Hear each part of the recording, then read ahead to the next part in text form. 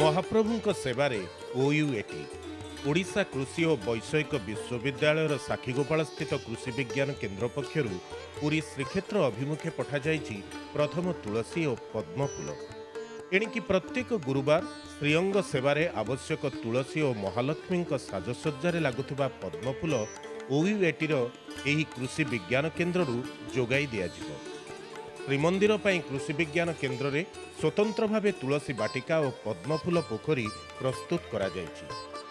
सकाळु पद्मवन में पूजार्चना करा जाई 50 रु 60 किलो कला और सबुज तुलसी समेत 100टी पद्मफूल तोला जाइथिला। परे एक सुसज्जित गाड़ी रे पुरी अभिमुखे पठा जाइछि।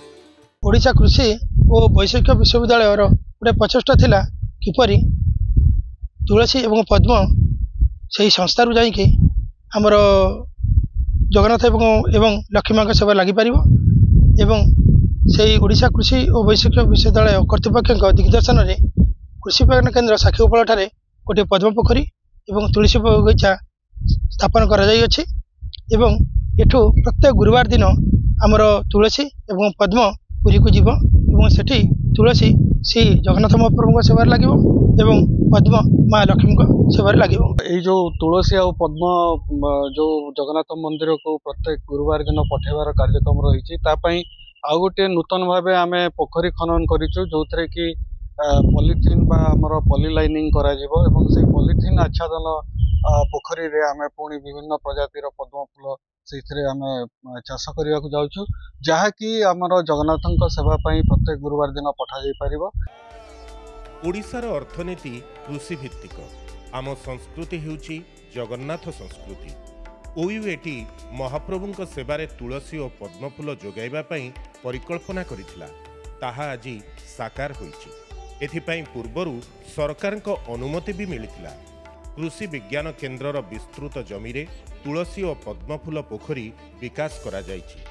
श्रीमंदिर पई जेपरि पर्याप्त परिमाण रे जोगाई दिया जिवो ताकु दृष्टि रे रखी बगीचा मध्य प्रस्तुत होईछि। आगामी दिन में यह व्यापक करने को लक्ष्य रही विश्वविद्यालय कर्तृपक्ष। साखीगोपाल ठारे अवस्थित कृषि विज्ञान केन्द्र परिसर में एक तुलसी बगीचा एवं एक पद्म पोखरी प्रतिष्ठा करा जायछि एवं आग्रह थिला तुलसी बगीचारू तुलसी एवं पद्म पोखरी पद्म श्री जगन्नाथ मंदिर को नियमित भाव में पठाजिवो।